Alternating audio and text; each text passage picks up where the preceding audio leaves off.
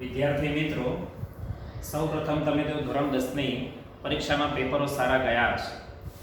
અત્યારે પેપરની ચકાસણી પણ પૂર્ણ થવાને આરે છે અને થોડા સમયની અંદર તમારું રિઝલ્ટ પણ આવી જશે. તો સૌપ્રથમ વિદ્યાર્થી મિત્રો, અત્યારે સમસ્યાઓના કારણે કેટલીક ઓનલાઈન ટીચિંગ વ્યવસ્થા શરૂ થયેલી છે. તો એના અનુસંધાનમાં સૌપ્રથમ તો તમે ધોરણ 10 માંથી જ્યારે ધોરણ 11-12 સાયન્સની અંદર જ્યારે એડમિશન લો છો ત્યારે સૌપ્રથમ પોતાના પરિવાર સાથે બેસીને ચર્ચા કરવી જોઈએ કે મારે કયું ગ્રુપ પસંદ કરવું છે. ગ્રુપ પસંદ કર્યા પછી કઈ લાઈનમાં જવું છે એનું પહેલેથી જ આપણી પાસે ટાર્ગેટ હોવું જોઈએ. સૌપ્રથમ તો તમારે 11માના પુસ્તકો પણ તમારી પાસે હાલ હશે નહીં. તો સૌપ્રથમ હું તમને કેટલાક લેક્ચરોની અંદર તમને બતાવીશ કે કઈ કઈ જગ્યાએ તમે સારા ટકા મેળવીને એડમિશન મેળવી શકો છો અને સારી મહેનત જો ચાલુ રાખશો તો તમે સારી કોલેજની અંદર પણ એડમિશન મેળવી શકો છો. તો સૌપ્રથમ ધોરણ 11-12 સાયન્સમાં એડમિશન લો ત્યારે ઘણી બધી બાબતો ધ્યાન રાખીને આગળ વધવાનું છે અને એકાગ્ર ચિત્તે બહુ લાંબા સમય સુધી અહીંયા 2 થી 2 વર્ષ સુધીનો સમયગાળો તમારી માટે સિક્યોર થઈ ગયો છે અને આ સમય દરમિયાન તમારે રોજે રોજ 7 થી 8 કલાકનું વાંચન ખૂબ જરૂરી છે. તો આ માટે સૌપ્રથમ દરેક વિદ્યાર્થી પોતાના પરિવાર સાથે બેસીને નક્કી કરશે કે મને કયા ગ્રુપમાં એડમિશન લેવું છે. કેટલીક વખતે અમુક સમય જતો રહે પછી કે મને આ સબ્જેક્ટ ફાવતો તો આ ગ્રુપની અંદર એડમિશન લઈ લીધું અને એવું બધું ન થાય એ માટે સૌપ્રથમ ગુજરાતના તમામ વિદ્યાર્થીઓ તમને કયો સબ્જેક્ટ ફાવે છે એના આધારે તમે નક્કી કરો. બીજાને દેખાદેખી કરશો નહીં, કારણ કે એનો કોઈ અર્થ નથી પાછળ જતા. આપણને કયો સબ્જેક્ટ ફાવે છે એના આધારે ગ્રુપ નક્કી કરો. તો સૌપ્રથમ આપણે જાણીએ છીએ કે 11-12 સાયન્સની અંદર આપણે જ્યારે એડમિશન લઈએ છીએ એટલે આપણે મોટે ભાગે એ ગ્રુપ અથવા બી ગ્રુપ પસંદ કરતા હોય છે. કેટલાક વિદ્યાર્થીઓ એ બી ગ્રુપ પણ પસંદ કરી શકાય છે. તો એ ગ્રુપની અંદર તમે કયા કયા સબ્જેક્ટ ભણો છો અને બી ગ્રુપની અંદર કયા કયા સબ્જેક્ટ ભણો છો એનો ખ્યાલ રાખો અને પછી એની અંદર કેવી રીતે તૈયારી કરવી એની સમગ્ર માહિતી આજે હું તમને આપીશ. અને એના પછી ક્યારે હું હાલ હજી પ્રકરણની શરૂઆત કરીશ જ નહીં, કારણ કે તમારી પાસે કોઈ બુક્સ નહીં હોય. તો સૌથી પહેલા તમે 10મા ધોરણની અંદર કેવો અભ્યાસ કરતા હતા, 12માની અંદર કેવો અભ્યાસ આવશે, કેવી રીતે તૈયારી કરવી પડશે એની સચોટ માહિતી હું આજે તમને આપીશ. તો સૌપ્રથમ એ ગ્રુપ જ્યારે પસંદ કરતા હોય ત્યારે તમારે એની અંદર મેથ્સ, ફિઝિક્સ અને કેમેસ્ટ્રી એટલે PCM ને એવા ટૂંકા નામથી આપણે ઓળખીશું. મેથ્સ, ફિઝિક્સ અને કેમેસ્ટ્રી. અને બી ગ્રુપ જ્યારે તમે પસંદ કરતા હોય ત્યારે મેથ્સની જગ્યાએ તમારે બાયોલોજીનો અભ્યાસ કરવાનો હોય છે. ફિઝિક્સ અને કેમેસ્ટ્રી બંનેમાં કોમન આવે છે. તો સૌથી પહેલા હું તમને એ ગ્રુપ વિશે માહિતી આપીશ કે એ ગ્રુપની અંદર તમે કેવી રીતના તૈયારી કરશો, કેવી રીતના સારી કોલેજોની અંદર એડમિશન મળતા હોય છે, કેવી રીતના એડમિશન મળતા હોય છે એની પણ તમને સચોટ માહિતી આપીશ. તો સૌપ્રથમ એ ગ્રુપના વિદ્યાર્થીઓને સૌપ્રથમ પહેલા તો આપણે બોર્ડની તૈયારી કરતા હોઈએ છીએ. ગુજરાત બોર્ડની તૈયારી કરતા હોઈએ છીએ. ગુજરાત બોર્ડની સાથે સાથે આપણે અહીંયા ગુજકેટની પરીક્ષા લેવાય છે. તો બોર્ડની પરીક્ષાની અંદર તમે જે ગુણ લાવો એના 60% અને ગુજકેટના 40%ના આધારે તમારું એડમિશન થાય છે. બોર્ડના 60% અને ગુજકેટના 40% એના આધારે તમારું મેરિટ બને છે અને એના આધારે તમને ગુજરાતની ટેકનિકલ કોલેજોની અંદર તમને એડમિશન મળશે, એટલે કે એન્જિનિયરિંગ કોલેજોની અંદર એડમિશન મળે છે. અને આ માટે તમે જુદા જુદા બ્રાન્ચની અંદર એડમિશન લઈ શકો છો. પણ હાલ અત્યારના સંજોગોમાં આપણે જોઈએ છે તો કેટલાક વિદ્યાર્થીઓ આની પણ તૈયારી કરતા હોય છે. તો IIT તો સૌથી પહેલા જાણી લો કે આઈઆઈટી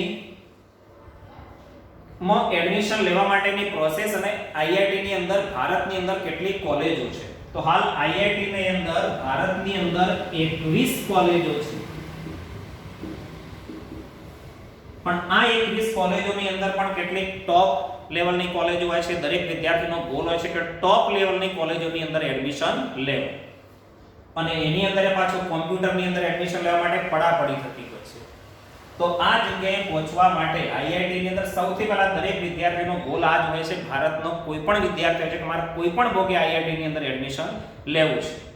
પણ સૌથી પહેલા આપણે આપણી કેપેસિટીની ક્ષમતા અથવા કઈ વસ્તુઓ જોવી જોઈએ કે આપણે એને પચાવી શકીએ છીએ કે નથી પચાવી શકતા. બરોબર. તો સૌથી પહેલા આઈઆઈટી ની કોલેજોની સંખ્યા છે 21. એના પછી તમે બીજી એક પણ એડમિશન મેળવી શકો છો, એનઆઈટી. એનઆઈટી ભારતની અંદર હાલની તારીખમાં 31 કોલેજો છે. કેટલી ભાઈ? આઈઆઈટી ની 21 કોલેજો છે, એનઆઈટી ની અંદર 31 કોલેજો છે. આ સિવાય પણ તમે આઈઆઈઆઈ ની અંદર પણ એડમિશન મેળવી શકો છો. અને આ સિવાય એ ગ્રુપનો વિદ્યાર્થી અને બી ગ્રુપનો વિદ્યાર્થી પણ એક સારી એવી એક્ઝામ આપી શકે છે જેનું નામ છે બીટસેટ.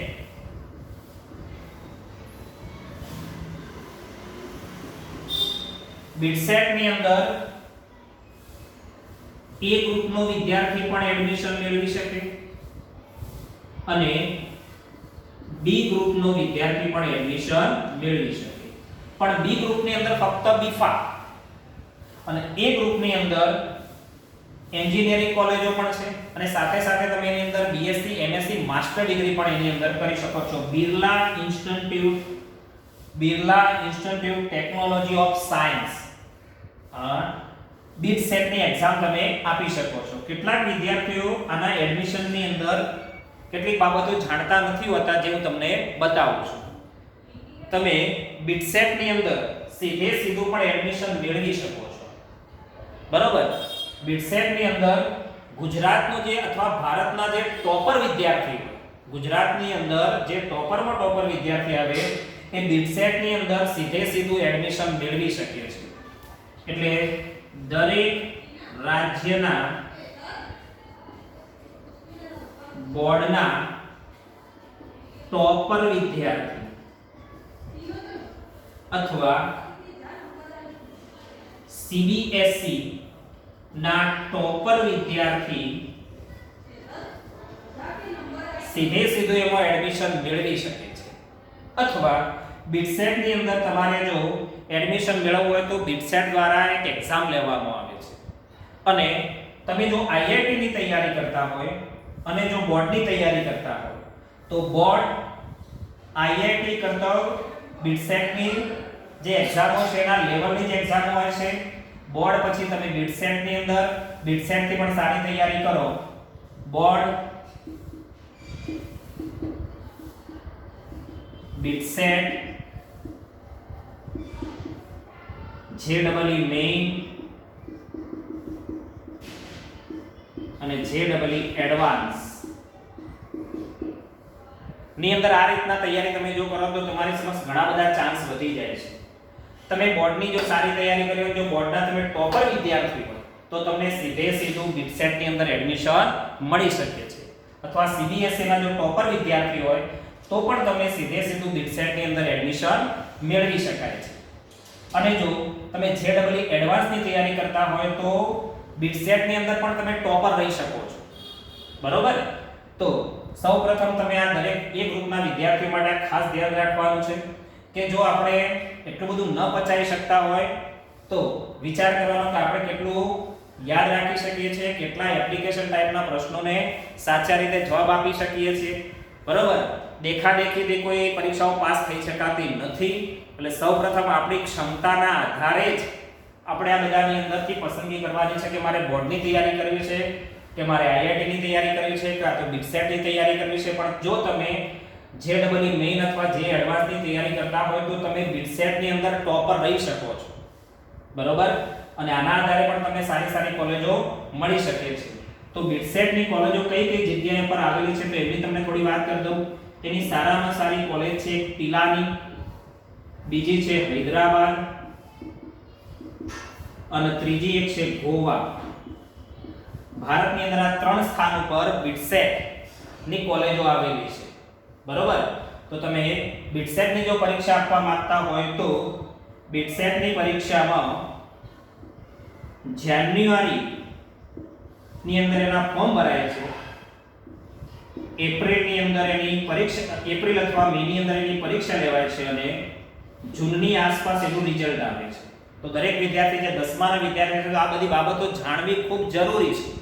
કેટલીક વખતે ક્યારે ફોર્મ આવે છે, ક્યારે શું ભરાય છે આપણને ખ્યાલ હોતો નથી.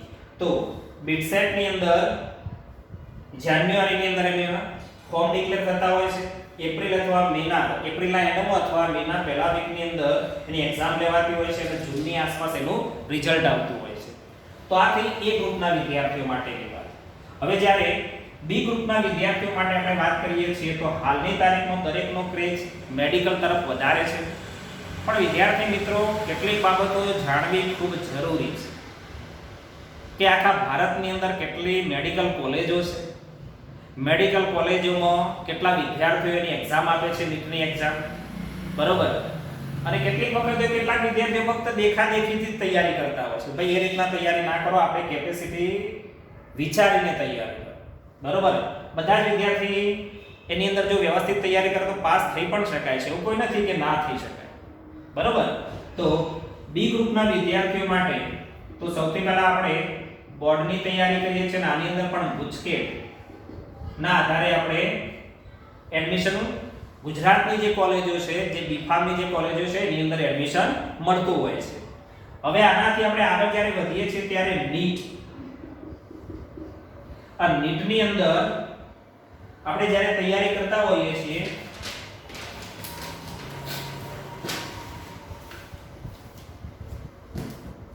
નીટની અંદર અંડર ગ્રેજ્યુએટ ધ્યાન રાખવાનું છે. આપણે અંડર ગ્રેજ્યુએટ માટેની તૈયારી કરીએ છીએ, પોસ્ટ ગ્રેજ્યુએટ નહીં. બરોબર? અને હવે નીટના આધારે પણ તમને મેડિકલ, ડેન્ટલ અને આ સિવાય બીજી અન્ય શાખાઓમાં તમને એડમિશન મળી શકે છે. BAMS, BHMS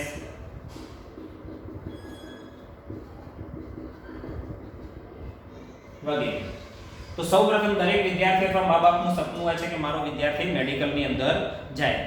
હવે મેડિકલની અંદર પણ કેટલીક ગવર્નમેન્ટ કોલેજો હોય છે અને કેટલીક સેમી ગવર્નમેન્ટ કોલેજો હોય છે, જેનો ફી સ્ટ્રક્ચર પણ તમે અલગ અલગ કોલેજની અંદર જાણી શકો છો. બરોબર? ફી સ્ટ્રક્ચર દરેકની અંદર જુદા જુદા હોય છે અને દરેક વિદ્યાર્થીનું સપનું હોય છે કે ભાઈ મને સારામાં સારી કોલેજ મળી જાય અને પણ ગ્રાન્ટેડ કોલેજની અંદર મળી જાય તો ઓછા ખર્ચે અભ્યાસ કરી શકાય છે. આ સિવાય જ્યારે તમે ઓલ ઇન્ડિયા એમ્સની અંદર પણ એક્ઝામ આપીને પણ એડમિશન મેળવી શકો છો. અને એમ્સની અંદર પણ હવે એડમિશન નીટના આધારે થાય છે. એમ્સની અંદર પણ કોના આધારે? ભાઈ નીટના આધારે જ તમને હવે એડમિશન મળી શકે છે.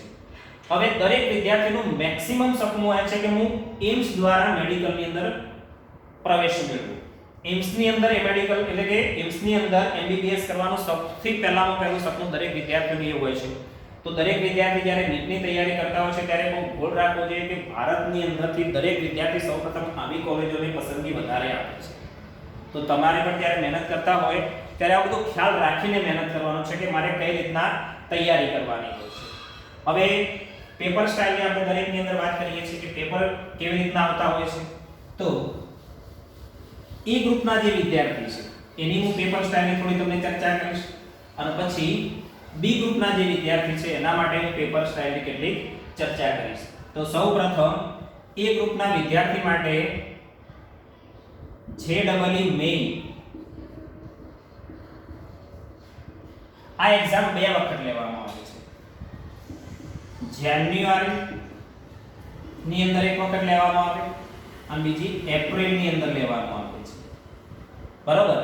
અને આ બંનેની અંદરથી જે સ્કોરિંગ વધારે, ધ્યાન રાખજો, બરોબર શબ્દ સાંભળી લેજો, જે સ્કોરિંગ વધારે હોય એ જ ગણવામાં આવે છે. એક્ઝામ્પલ તરીકે પહેલી વખત જ્યારે તમે એક્ઝામ આપી તો આની અંદર ધારો કે તમારો PR છે 95 PR છે. બરોબર, અને બીજી વખતે જ્યારે એપ્રિલ મહિનાની અંદર આપો છો ત્યારે 88 PR છે. આ એક વિદ્યાર્થીની વાત થઈ. અને બીજો વિદ્યાર્થી એવો છે કે જ્યારે જાન્યુઆરીમાં એક્ઝામ આપે છે ત્યારે એનો PR 85 PR છે. અને જ્યારે એપ્રિલ મહિનાની અંદર જ્યારે એક્ઝામ આપે છે ત્યારે એનો PR 96 PR છે. તો પ્રશ્ન થાય સાહેબ આ બેમાંથી ગણાય કયો? તો આ વિદ્યાર્થી માટે આ ગણતરી થશે અને બીજા વિદ્યાર્થી માટે આ ગણતરી થશે. તો બેમાંથી જેનું સ્કોરિંગ વધારે હોય એ સ્કોરિંગ ગણવામાં આવે છે. નંબર 2, હવે જ્યારે તમે JEE મેઇન ની પરીક્ષા આપતા હો છો ત્યારે વિદ્યાર્થીઓની સંખ્યાના આધારે કટ ઓફ માર્ક્સ રાખવામાં આવે છે કે હવે આટલા વિદ્યાર્થીઓ જે એડવાન્સની પરીક્ષા આપી શકશે અને આટલા વિદ્યાર્થીઓ જે એડવાન્સની પરીક્ષા આપી શકશે નહીં. કટ ઓફ માર્ક્સ રાખવામાં આવે છે. કટ ઓફ માર્ક્સ, અને એ માર્ક્સ દરેક કેટેગરી વાઇઝ જુદા જુદા હોય છે. બરોબર, અને દરેક સાલ કટ ઓફ માર્ક્સ બદલાતા હોય છે. એટલે આ સાલે કટ ઓફ માર્ક્સ અને બીજા વર્ષના કટ ઓફ માર્ક્સની કમ્પેરિઝન કરશો નહીં. તો કટ ઓફ માર્ક્સ ખૂબ ધ્યાન રાખો કે કટ ઓફ માર્ક્સ કેટલીક વખતે એટલે કે દરેક વખતે બદલાતા હોય છે. હવે જે મેઇનની અંદર જે લોકોને કટ ઓફ માર્ક્સના આધારે ઊંચી PR થાય છે એ લોકો જે એડવાન્સની પરીક્ષા આપી શકે અને જે એડવાન્સના આધારે પછી એનો રેન્ક આવે અને એ રેન્કના આધારે દરેક વિદ્યાર્થીને કોલેજની ફાળવણી થતી હોય છે. તો તમારે જ્યારે ભારતની જે ટોપ IIT ની અંદર એડમિશન મેળવવું હોય તો તમારો રેન્ક 1 થી 5000 ની અંદર આવી જવો જોઈએ. તો તમને સારી કોલેજ અને સારી કોલેજમાં પાછી સારી બ્રાન્ચ પણ મહત્વની છે. કેટલીક વખત એવું પણ થાય કે IIT ની અંદર તમને એડમિશન મળી જાય છે પણ બ્રાન્ચ સારી મળતી નથી. તો એ જ વિદ્યાર્થી જ્યારે NIT માં આવે છે ત્યારે કોલેજ પણ સારી મળે છે અને બ્રાન્ચ પણ સારી મળે છે. તો એવી જ વસ્તુ એની અંદર પણ બને છે. તો બ્રાન્ચ પસંદગી કરતી વખતે પણ કેટલીક વખતે ખૂબ કાળજી રાખવી ખૂબ જરૂરી છે. તો આ રીતના તમારી એક્ઝામ લેવાય છે અને આ રીતના તમારી એડમિશન પ્રોસેસ થાય છે. તો જે એડવાન્સ પાસ થાય એના પછી રેન્કના આધારે કોલેજ ની ફાળવણી થતી હોય છે અને કોલેજ પસંદગી કરવી ખૂબ અગત્યની બાબત છે. બરોબર, તો ભારતની અંદર તમે જોતા હશો કે કેટલીક સારી કોલેજોમાં એડમિશન લેવા માટે વિદ્યાર્થીઓની પડાપડી હોય છે. સારી કોલેજ પ્લસ સારી બ્રાન્ચ. તો ખૂબ કાળજી રાખીને આ વસ્તુમાં આગળ વધવાનું છે. હવે તમારા પેપર સ્ટાઇલની અંદર વાત કરી દઈએ કે જે મેઇનની અંદર તમારે 300 માર્ક્સનું વેટેજ હોય છે. કેટલા માર્ક્સનું? 300 માર્ક્સનું વેટેજ હોય છે.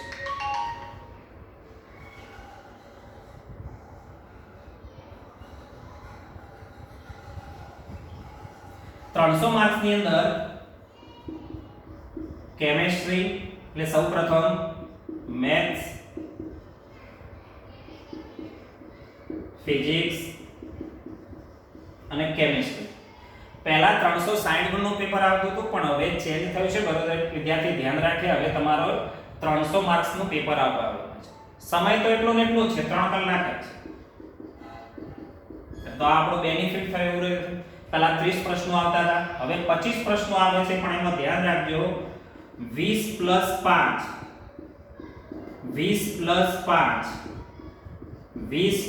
5 આ જે 20 પ્રશ્નો છે એનો મતલબ કે ટોટલ 60 પ્રશ્નો ને પ્લસ 15. જે 60 પ્રશ્નો છે તમારા MCQ ટાઈપના છે. કઈ ટાઈપના છે? તો MCQ ટાઈપના છે. અને 15 પ્રશ્નો એ જે છે તમારા ન્યુમેરિકલ છે.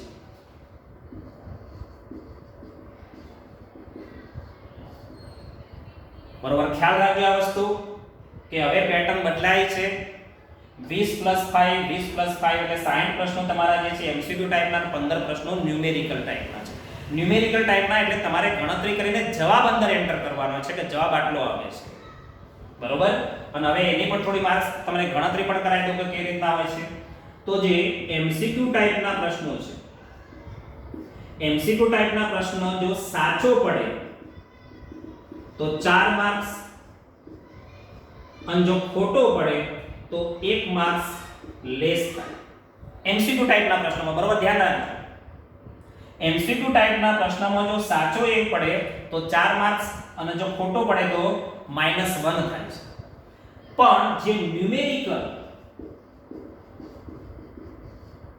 પ્રકારના જે પ્રશ્નો છે એની અંદર જો તમારો પ્રશ્ન સાચો હોય તો તમને 4 માર્ક્સ મળે છે અને ખોટો હોય તો એમાં માઈનસ થતા નથી. બરોબર, ધ્યાન રાખજો. તમારો પ્રશ્ન જો ખોટો હોય તો એની અંદર માઈનસ થતા નથી. એમસીક્યુ માં માઈનસ થાય છે પણ ન્યુમેરિકલ ની અંદર માઈનસ થતા નથી. બરોબર, તો આ વસ્તુ બરોબર કાળજી રાખીને કામ કરવાનું છે આપણે કે આપણે સ્કોરિંગ કરવાનું છે. જો રેન્ક હશે તો જ સારી કોલેજ અને સારી બ્રાન્ચમાં એડમિશન મળશે. તો જો તમારો ગોલ આઈઆઈટી ની અંદર હોય તો પછી વાત કરું છું કે કેટલા કલાક કઈ રીતના મહેનત કરવી પડશે. બરોબર, તો આ થઈ તમારે પેપર સ્ટાઇલ, કઈ રીતના પેપર આવે છે, કઈ રીતના એનું માર્કિંગ થાય છે. હવે વાત આવે છે કે માની લો કે બે વિદ્યાર્થી એવા છે કે જેનો પીઆર સરખો આવે છે. બે વિદ્યાર્થી એવા છે જેનો પીઆર સરખો આવે છે. તો એના હવે કોને પ્રથમ નંબર આપવો અને કોને બીજો નંબર આપવો એડમિશન ની અંદર. તો એના માટે એક સિસ્ટમ નક્કી કરેલી છે કે જે વિદ્યાર્થીને ડેમોથી મેથ્સ ની અંદર વધારે માર્ક્સ હોય તો એનો પ્રથમ ચોઈસ આપવામાં આવે છે. ચલો મેથ્સ ની અંદર પણ સરખા આવે તો પછી આવે છે ફિઝિક્સ, ફિઝિક્સમાં પણ સરખા આવે તો પછી આવે છે કેમેસ્ટ્રી, અને કેમેસ્ટ્રીમાં પણ સરખા હોય તો પછી આવે છે ઉંમર. આ આધારે તમને એડમિશન પ્રોસેસમાં લેવામાં આવે છે. બરોબર, તો દરેક વિદ્યાર્થી જ્યારે દરેકના જો બે વિદ્યાર્થીના પીઆર સરખા હોય તો હવે એને બેમાંથી કોને પ્રથમ ચાન્સ આપવો? તો આના આધારે બેમાંથી જેનો મેથ્સમાં વધારે હોય એનો પહેલો ચાન્સ. મેથ્સમાં સરખા હોય તો કે ફિઝિક્સ જોવામાં આવે, ફિઝિક્સમાં સરખા હોય તો કેમેસ્ટ્રી જોવામાં આવે, અને કેમેસ્ટ્રી સરખું હોય તો પછી એ જ જોવામાં આવે. અને આ ત્રણના આધારે એને રેન્કમાં ફાળવણી થઈ જાય છે, પછી કોઈ પ્રોબ્લેમ્સ આવતો નથી ખાસ.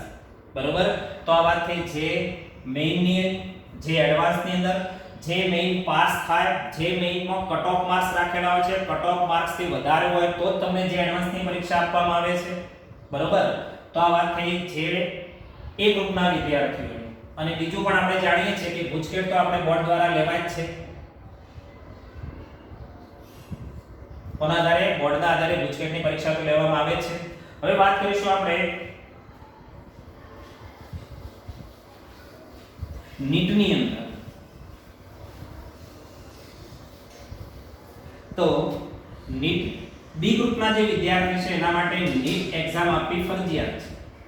બરોબર, અને બોર્ડ માટે આપણે જો ગુજરાતની અંદર જે બીફાર્મ ની અંદર એડમિશન લેવું હોય તો ગુજકેટના આધારે એની અંદર એડમિશન પ્રોસેસ છે. તો નીટની અંદર સૌપ્રથમ 720 માર્ક્સનું પેપર સ્ટાઇલ તમારી ટોટલ બનાવેલી હોય છે. આની અંદર 90 પ્રશ્નો બાયોલોજીમાંથી પૂછવામાં આવે છે, 45 પ્રશ્નો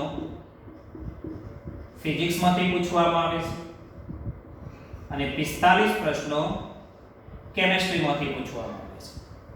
એટલે ટોટલ તમારા પ્રશ્નો થયા 180. 180 દરેક પ્રશ્નના 4 ગુણ એટલે 720 માર્ક્સનું વેટેજ થશે. અને હવે તમારે જો સારી મેડિકલ કોલેજની અંદર મેં કીધું એ પ્રમાણે કે દરેક વિદ્યાર્થીનું પહેલું સપનું હોય છે કે હું એમ્સ દ્વારા મેડિકલની અંદર એડમિશન, એટલે કે એમ્સ દ્વારા એમબીબીએસ કરું. બરોબર, તો તમારું સ્કોરિંગ 700 એટલે કે 650 ની ઉપર હોવું જોઈએ તો તમને એમાં એડમિશન મળવાની સંભાવના થઈ શકે. બરોબર, બીજું કે હવે જ્યારે તમે આ બધી તૈયારી કરતા હોવ છો ત્યારે બાયોલોજી અથવા દરેક બુક જે છે એ હવે એનસીઆરટી ને બુકને બરોબર પ્રાધાન્ય આપો. આ બુકને બરોબર વળગી રહો. બાયોલોજીના વિદ્યાર્થી માટે તો ખાસ જે લોકો નીટની તૈયારી કરે છે તો બાયોલોજીની અંદર તમે એનસીઆરટી ની બુક વારંવાર વાંચો. મેક્સિમમ પ્રશ્નો એમાંથી જ આવતા હોય છે. બરોબર, તો બી ગ્રુપના વિદ્યાર્થીઓ માટે આ રીતના પેપર સ્ટાઇલ છે. એની અંદર પણ એની અંદર પણ એડમિશન પ્રોસેસ જે છે તો ધારો કે ગુજરાતની અંદર 85% વિદ્યાર્થીઓ ગુજરાતના હોય અને 15% વિદ્યાર્થીઓ ઓલ ઇન્ડિયામાંથી લેવામાં આવે. એનો કોટા ફાળવેલા હોય છે. એની કોલેજોની સંખ્યા ને બધું છે પણ એ તમને બીજી બધી વેબસાઈટ ઉપરથી તમને એની માહિતી મળી શકે છે. ભારતની અંદર ટોટલ કેટલી મેડિકલ કોલેજો છે હાલની તારીખમાં આશરે પડતે તમને કહું છું કે 72,000 ની આસપાસ મેડિકલ એટલે કે એમબીબીએસ ના વિદ્યાર્થી દર વર્ષે આપણે ત્યાંથી બહાર પડે છે એનો મતલબ કે 72,000 સીટ છે, બરોબર. પણ એમાં કેટલી ગવર્નમેન્ટ ને સેલ્ફ ફાઇનાન્સ ને બધી કોલેજો અલગ અલગ છે. પણ આપણે ખાસ આ ધ્યાન રાખીશું કે જે ગુજરાતના વિદ્યાર્થીઓ તો એમાંથી 85% વિદ્યાર્થીઓ ગુજરાતના જ પસંદ કરવાના હોય છે અને 15% વિદ્યાર્થીઓ અન્ય રાજ્યોમાંથી એટલે કે ઓલ ઇન્ડિયામાંથી પણ એમાંથી એડમિશન મેળવી શકે છે. એનો કોટા અલગ હોય છે. તો દરેક વિદ્યાર્થી આ ખાસ ધ્યાન રાખે. અને પછી હવે તૈયારીની વાત કરીએ છીએ કે હવે કઈ રીતના તૈયારી કરીશું. તો દરેક વિદ્યાર્થીને હું આના માટે ખાસ બે વસ્તુ ખૂબ કહું છું ભાઈ કે હવે તમારે જ્યારે ગોલ નક્કી થઈ ગયું છે કે હવે મારે A ગ્રુપની અંદર એડમિશન લેવું છે, B ગ્રુપની અંદર એડમિશન લેવું છે. હવે તમને પહેલા બીટસેટ ની પણ માહિતી આપી દઉં. તો બીટસેટ ની અંદર તમારે જે પેપર સ્ટાઇલ છે એ ટોટલ 150 પ્રશ્નો એની અંદર આવે છે. એની અંદરથી 40 પ્રશ્નો ફિઝિક્સ, 40 પ્રશ્નો કેમિસ્ટ્રી, 45 પ્રશ્નો મેથ્સ, 15 પ્રશ્નો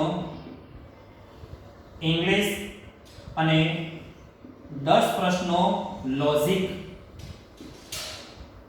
ના પૂછવામાં આવે છે, બરોબર.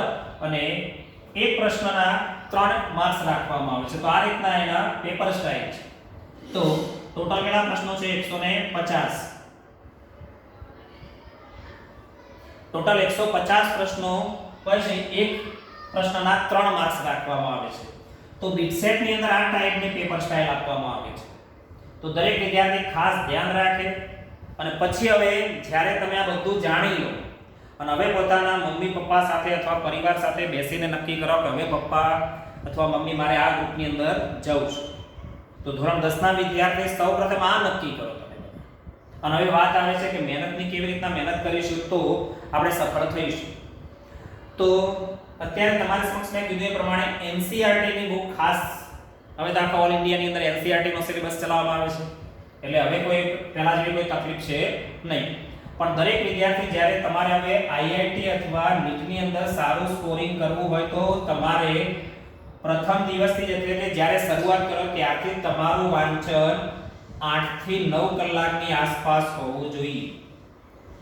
અને એ પણ કેવી રીતના તૈયારી કરશો કે કેટલાક વિદ્યાર્થી ચલો આજે ફિઝિક્સ વાંચ્યું તો આખો દિવસ ફિઝિક્સ વાંચી રાખશે, કેમિસ્ટ્રી લીધું તો કેમિસ્ટ્રી વાંચી રાખશે. એવું ના કરો. એની અંદર સમયની ફાળવણી કરો કે ભાઈ મારે 3 કલાકની ફાળવણી કરવી છે.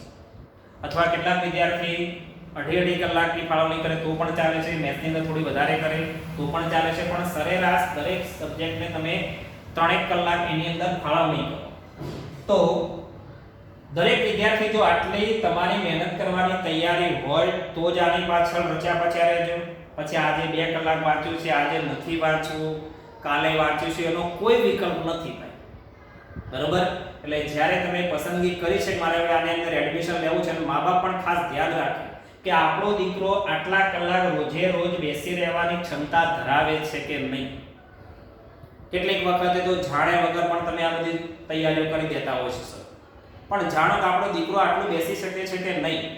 તો દરેક વિદ્યાર્થી સૌપ્રથમ NEET કે JEE મેઇન એડવાન્સની તૈયારી કરતો હોય તો આટલા કલાકનું વાંચન પ્રથમ દિવસથી હોવું જોઈએ અને એ પણ કન્ટિન્યુઅસ સતત જ હોવું જોઈએ.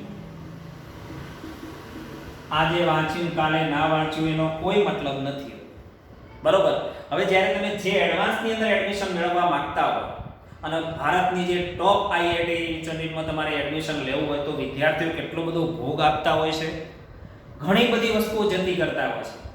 જ્યારે આપણે તે વિદ્યાર્થીઓ સામાન્ય નાના પ્રસંગો આવે તો એની હાજરી પુરવાર કરતા હોય છે. એ બધું છોડવું પડે અને સતત 2 વર્ષ સુધી એની અંદર રચ્યા પચ્યા રહેશો ત્યારે તમે આ જગ્યા ઉપર પહોંચી શકો છો. એટલે મા-બાપ પણ બરોબર ધ્યાન રાખે કે ખરેખર મારું દીકરું કે દીકરી આની અંદર આટલા સતત મેં કીધું એ પ્રમાણે આ મહેનત ફક્ત 1 દિવસની નથી. આ મહેનત તમારે 2 વર્ષ સુધી સતત કન્ટિન્યુઅસ પકડી રાખવાની છે. અને જોવાનું છે કે મારો દીકરો જ્યારે ટેસ્ટ આપે છે ત્યારે એનું સ્કોરિંગ કેવું થાય છે, સ્કોરિંગ વધતું જાય છે કે ઘટતું જાય છે, અને સરેરાશ કરતા જો. અને વિદ્યાર્થીઓ જે જગ્યા પર કચાશ પડતી હોય એને પણ તમે ખૂબ ધ્યાન રાખો. તો આ વાત થઈ તમારા એડમિશનની વાત, કઈ રીતના મહેનત કરવી પડશે, કઈ બુકો વાંચવી પડશે. બરોબર. અને તમે એ પણ જાણો છો કે JEE મેઇન નું પેપર ગુજરાતીમાં આવશે, પણ JEE એડવાન્સ નું પેપર ઇંગ્લિશમાં આવે છે. બરોબર. તો ગુજરાતના વિદ્યાર્થીઓમાં ખાસ ધ્યાન રાખજો કે આપણે પહેલેથી થોડી એનો મહાવરો રાખીએ, રોજ થોડા થોડા બાજુની અંદર જે ઇંગ્લિશના એટલે કે વર્ડ્સ તૈયાર કરતા જઈએ, જેથી આપણને પ્રશ્ન સમજવામાં તકલીફ ના પડે. નહીતર જ્યારે જે એડવાન્સનું પેપર આવે અને જ્યારે ઓનલાઈન એનો ટેસ્ટ લેવાતા હોય છે, તો જ્યારે પ્રશ્ન સમજવામાં તમને ખબર ના પડતી તેના જવાબ સુધી તમે ક્યારે પહોંચી શકશો. તો ખૂબ ધ્યાન રાખે કે આપણો મહાવરો ઇંગ્લિશ તરફ પણ જવો જોઈએ, તો જ તમે એની અંદર સફળતા મેળવી શકશો. બરોબર. ચલો હવે વાત કરીએ છીએ કે તમારા વાંચનની વાત થઈ ગઈ. હવે સાહેબ અમે કેવી રીતના તૈયારી કરીશું? બરોબર. તો હું એવું માનું છું કે કેટલાક વિદ્યાર્થીઓ શરૂઆતની અંદર 8-9 કલાક વાંચે અઠવાડિયું 10 દિવસ જેવું.